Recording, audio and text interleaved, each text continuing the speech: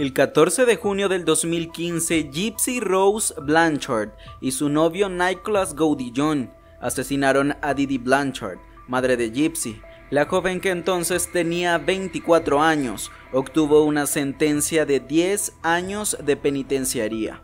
El crimen cometido en Missouri, Estados Unidos, fue ampliamente debatido, especialmente porque Gypsy era víctima de maltrato por parte de su madre desde infancia, y es que esta última inventaba síntomas y enfermedades que sometían a Gypsy a tratamientos médicos y cirugías innecesarias, discapacitándola de forma crónica. Esto se conoce como síndrome de Munchausen por poder. ¿Qué sabemos de esta forma de maltrato infantil? El síndrome de Munchausen por poder, que recibe su nombre en referencia al barón de Munchausen, conocido por inventar historias extravagantes, es un trastorno psicológico inusual. Se manifiesta en cuidadores, generalmente madres, quienes simulan enfermedades en otras personas a su cargo como sus hijos. Así, las personas que conviven con este síndrome buscan atención y gratificación emocional al desempeñar el papel de cuidador de alguien que está enfermo. Las víctimas generalmente son niños y sufren innecesariamente debido a los procedimientos médicos invasivos y los tratamientos innecesarios. Este sufrimiento es prolongado, ya que los individuos con Munchausen por poder son expertos en engañar a los profesionales médicos. De esta manera, presentan síntomas ficticios o manipulan pruebas de laboratorio, dando paso a que sea muy difícil de detectar. El diagnóstico de este síndrome suele basarse en la observación de patrones repetitivos de enfermedades inexplicadas, la ausencia de una causa médica identificable y el descubrimiento de pruebas de engaño. Sin embargo, muchas veces se tardan años en identificar signos de dicha enfermedad, especialmente por la preocupación y entrega que demuestran los cuidadores del niño. Gypsy Rose Blanchard fue sometida a utilizar una silla de ruedas, tanque de oxígeno, ser alimentada por tubos, cirugías, privación de alimentos, entre otras medidas médicas innecesarias por los engaños de su madre al personal médico. De esta manera, Gypsy era presentada como una joven con retraso madurativo, quien tendría la mente de un niño de 7 años, aunque superaba los 20 años. Desde pequeña, Dee Dee fingía que su hija padecía de cáncer, distrofia muscular, epilepsia, defectos cromosómicos, alergia, asma, apnea, ceguera, entre otros. En consecuencia, Gypsy era sometida a tratamientos y cuidados extensivos y dolorosos, que disminuían considerablemente su calidad de vida. Gypsy Rose y su madre Dee Dee eran muy conocidas en la comunidad, pues los extremos cuidados que seguían no pasaban desapercibidos. Asimismo, Dee Dee manifestó en diversas ocasiones no poseer un empleo debido a los cuidados a tiempo completo que Gypsy necesitaba. Por esta y otras razones, Habitat for Humanity, una organización sin fines de lucros estadounidense, les construyó una casa. Por otro lado, Dee Dee solía interactuar con sus vecinos de forma frecuente. Así disfrutaba la proyección de películas infantiles en el costado de su casa, que reunían a los niños del vecindario. De esta manera, ambas, Dee Dee y Gypsy, eran celebridades locales que frecuentemente realizaban entrevistas a la prensa acerca de la resiliencia y unión familiar. Debido a las afecciones médicas de Gypsy, la comunidad realizaba donaciones frecuentes a la familia. Estos obsequios, en diversas ocasiones, incluyeron dinero en efectivo y viajes. Así, Gypsy y Dee Dee viajaron a los parques de Disney de forma gratuita, en un viaje organizado por una organización benéfica, e incluso algunas celebridades como Miranda Lambert se interesaron por el caso, enviándole donaciones y difundiendo su caso en redes sociales. El 14 de junio del 2015, Dee Dee Blanchard fallece por varias apuñaladas en la espalda y su hija desaparece de la vivienda que ambas compartían, dejando atrás su silla de ruedas. Esto alarmó a las autoridades y los vecinos, quienes inicialmente creyeron en la posibilidad del asesinato de Dee Dee y secuestro de la joven desaparecida. Sin embargo, al día siguiente, encontraron a la joven en Wisconsin, acompañada de Nicholas, novio al que conoció por internet. Más tarde, Ambos confesaron el asesinato de Didi y las autoridades confirmaron que Gypsy no padecía ninguna enfermedad, como afirmó su madre durante tantos años. Gypsy Rose recibió la sentencia de 10 años de penitenciaría, mientras que su novio Nicholas el resto de su vida en prisión, como una condena de cadena perpetua. Esto se debió principalmente a la compleja situación de Gypsy durante años, víctima de maltrato de forma crónica. Además, no fue quien apuñaló a su madre, sino que participó como autor intelectual y cómplice del asesinato. La conmovedora historia de una madre e hija se convirtió en la inspiración de ficciones, documentales y libros.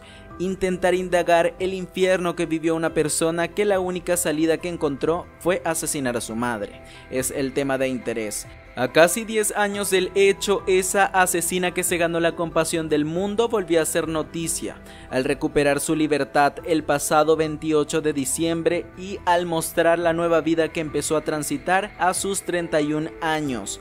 Nacida el 27 de julio de 1991 en Luisiana, Estados Unidos, Gypsy Rose hoy es una chica célebre en redes sociales, pero supo ser una niña con diagnósticos de enfermedades crónicas, una adolescente con una rebeldía oculta, una mente asesina y finalmente fue catalogada como la víctima que nadie esperaba que sea.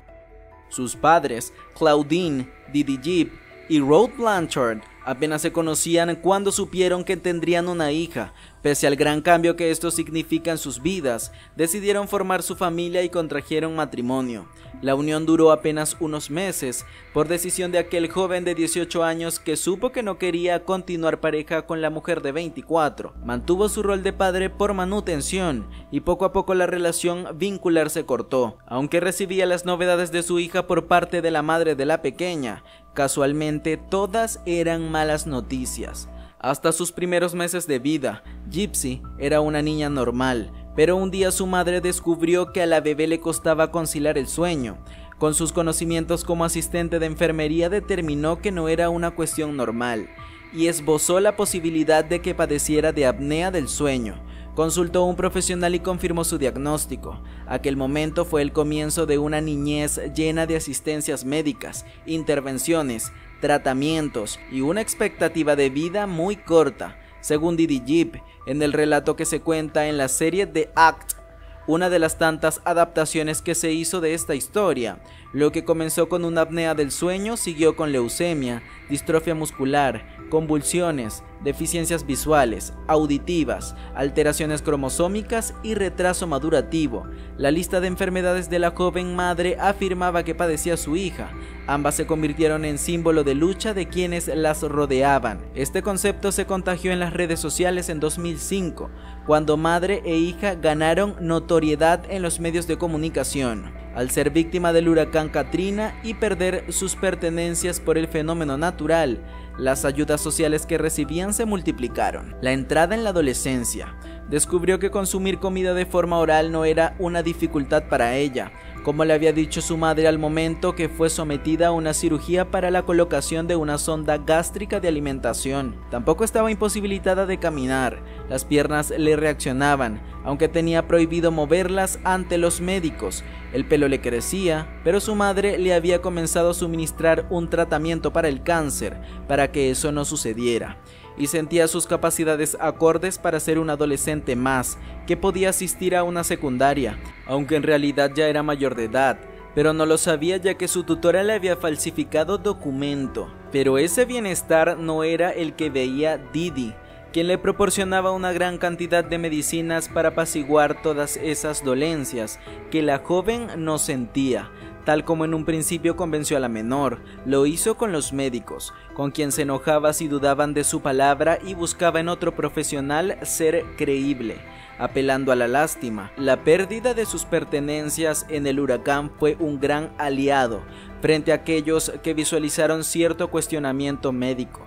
ya que la historia clínica de la pequeña desde su nacimiento no existía. Con el conocimiento de sus habilidades físicas, llegaron los castigos para el adolescente, quien buscaba socializar y hasta generar vínculos amorosos, algo que llegó a concretar en ciertas convenciones de fanáticos de ficciones de todo tipo. Golpes y hasta ataduras en la cama fueron las respuestas de esa madre cuando descubrió los movimientos de su hija.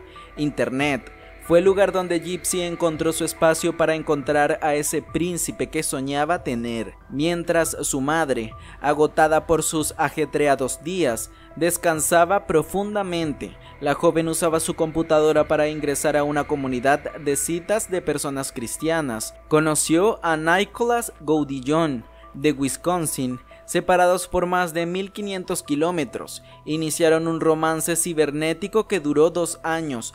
Tuvieron un solo encuentro cara a cara, con el que determinaron que estaban enamorados. Ese fue el momento para que los jóvenes decidieran que querían pasar su vida juntos.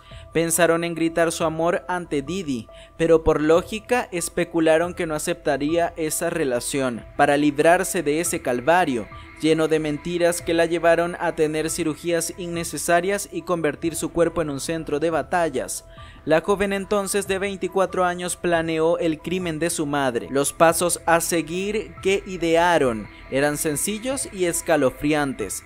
Nicholas visitaba su casa por la noche y sorprendería a la mujer con una serie de puñaladas. Ese momento llegó. Antes de acostarse, Gypsy dejó la puerta de la casa abierta, un cuchillo y guantes en la entrada. Su novio ingresó y le dio 17 puñaladas a su suegra. Acto seguido, abandonaron el hogar y huyeron a un hotel a pasar una noche de amor y celebración. Planearon comenzar su nueva vida en Missouri y partieron hacia la casa del joven, donde fueron recibidos por la madre de él. Allí el remordimiento comenzó a hacer lo suyo en la ahora liberada joven, quien abrió la cuenta de Facebook de su madre y escribió: "Esa perra está muerta". Tiempo después se conoció de que este mensaje fue con el objetivo de que un conocido se alertara y descubriera el cuerpo en la sala, y eso sucedió. Los enamorados fueron detenidos tras 5 días de investigación, luego del hallazgo del cuerpo de la por entonces ejemplar madre.